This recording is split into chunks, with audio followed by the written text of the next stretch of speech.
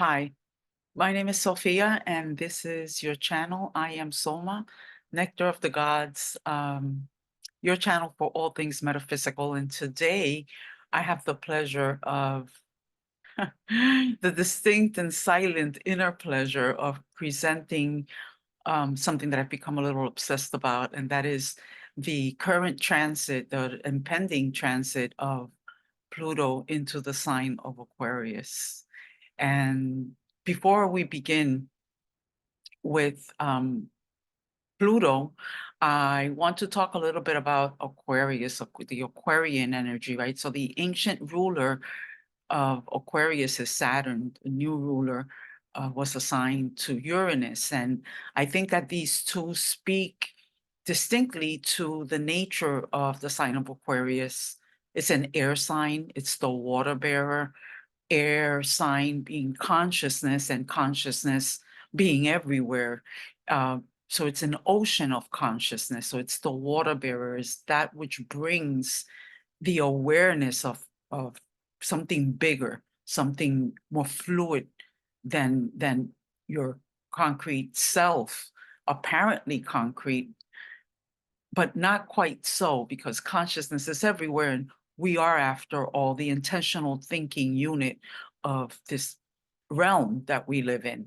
And so with Saturn, we find Saturn's natural domicile, its lordship over Capricorn. Capricorn is a very concrete, very practical, very grounded sign.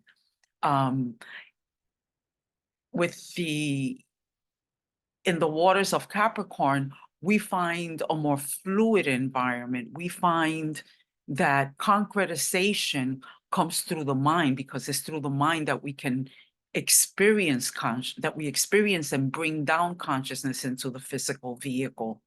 And so for the next 20 years, given the fact that Uranus, the ancient ruler of the sign, is actually in an earth sign, we can find that there is a greater capacity for bringing the mind to bear on the on the concrete experiences of life. And so Pluto, the glyph for Pluto is, as you can see here, is the soul hovering over the spirit, the half circle that is anchored in the physical structure. So there's an involution of the energy of our soul, which comes into spirit and is anchored in the physical body.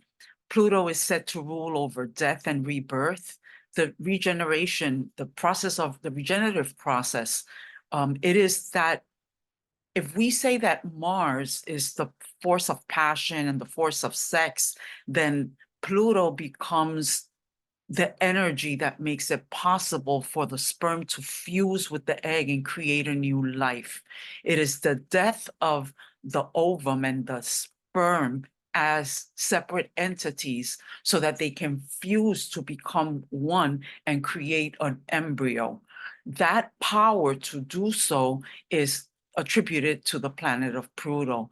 And as a result of this fusion, there's a transformation that happens and a new human comes to life. It is also known as the shadow self. It is that area of our being that we do not accept. It's what we project onto others. It's what we tell ourselves we are not and that the world is. You know, if you feel jealousy, well, then somebody's jealous of you.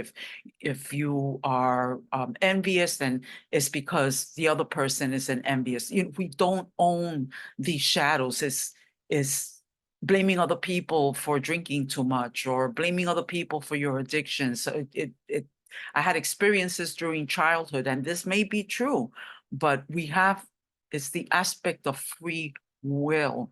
And that's not something that everyone embraces, the fact that they have the free will to break these patterns, to break through conditions that no longer serve us, the patterns that we become accustomed to in our life.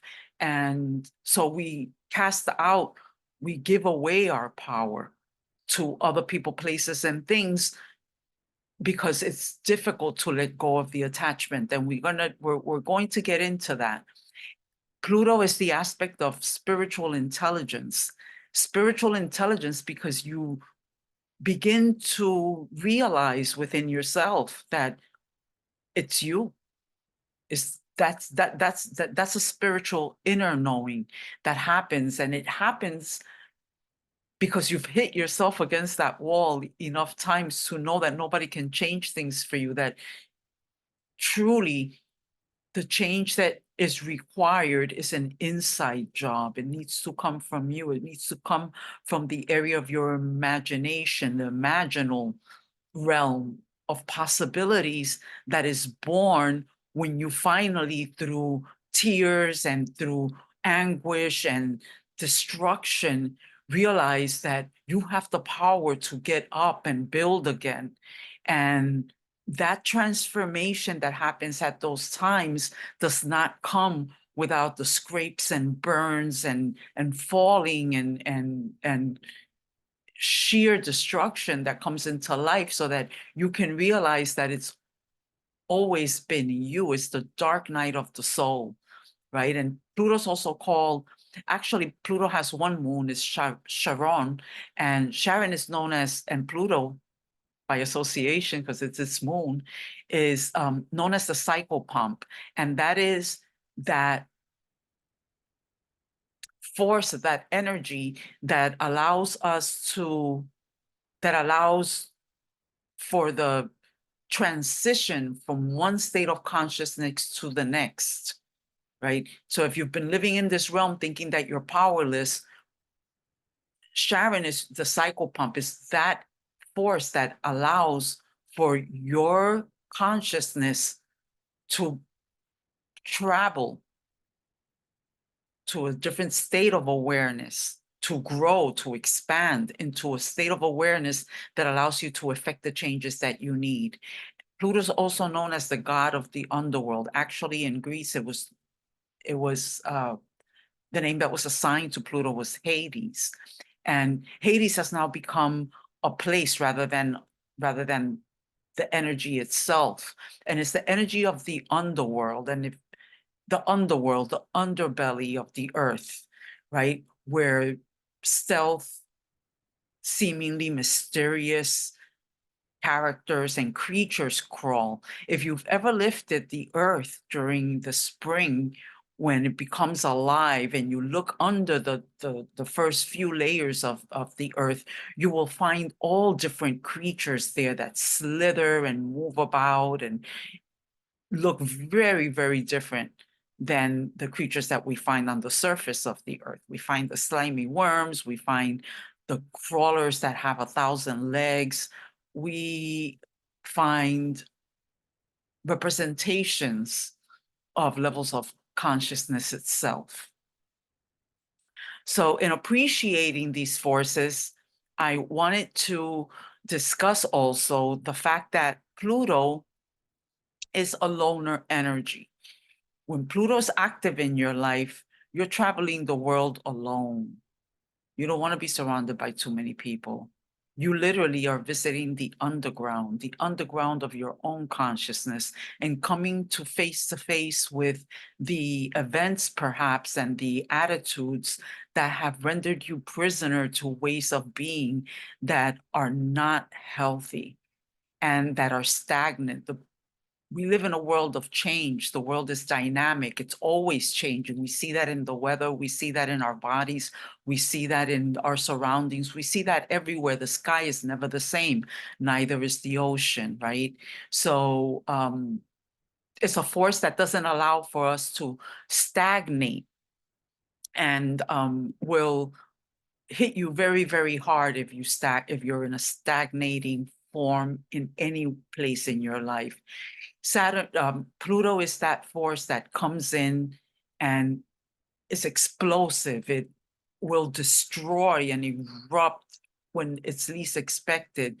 Is when you're holding on so tight to something that is not working, that the explosion tears you apart and you go into that dark place within yourself in tears and completely torn apart, desiring to keep it alive, when the final word has been spoken. And that is another quality of Pluto. It is the essence of finality. Whatever Pluto is intent on removing will not be able to see the light of day again. And there's once it's like a precious piece of glass that falls and breaks. You can try and glue it together any way you can, but it'll never have the integrity that it once did. It will never be the same. And so it is with our heart and with our spirit, because it's the directive of the soul. It's about involution and evolution. The force comes, it acts in a very, very subtle stealth manner. You can barely detect the workings of Pluto. It requires a silent level of awareness to become conscious of the rumblings of Pluto in the environment. And we've all been feeling those rumblings coming in some way, shape, or form in an area of our life, because it's at 29 degree of Capricorn about to, and it's, these boundaries are pretty fluid, right? Who can define an area of the an area of the universe and say it ends here and it begins here? Pluto can. Pluto's the only one who can. You have the power of will, but with Pluto, because it acts, it's under the level of consciousness, right? It's it's the soul, and that's the subconscious work. And we're not aware of what the subconscious is working on. We only are aware of how it manifests. And it manifests hidden in people, places that are coming into our life. To understand the intent of the creator in bringing these things into your life, to see the creation, the intention behind the creation, that's Pluto's realm. And we color that in many different ways by what we want to see and what we desire. And so it goes. And before you know it, we find ourselves in places and environments and surrounded by people that are under a disguise. And that's another way that Pluto works. It brings stealth, and it's a loner. And so you're alone and you're walking into an underground environment that looks like a garden. And so you start to smell the flowers, and then before you know it, you find yourself with poison ivy. And there goes this incredible transformation that has to happen within your immune system to be able to fight it off. That is a good analogy for Pluto. Also, Pluto would be that force that comes into when a moth goes into the cocoon and becomes larvae. That's the force of Pluto. But what is born of that is a beautiful butterfly. It doesn't take away from the excruciating dissolution of form that needs to happen before the imaginal cells will create this beautiful butterfly. And many, many of us are going through that experience right now as we begin to look into the future, which is an aspect of the Aquarian age, right? The futuristic perspective, the scientific, the innovation, the revolutionary, the avant-garde, the being on the fringe and imagining the new, just like the imaginal cells in the cocoon that are creating the butterfly. So in that way, we are in for quite the experience here with Pluto entering the sign of Aquarius. Pluto is the god of the underworld. It is the lord of cataclysms. Pluto works either through cataclysms or in uniformity. And for there to be a uniform alignment with the energy of Pluto, you have to be willing to let go. You have to be willing to engage the unknown. It's like walking to a cliff and taking the jump to the next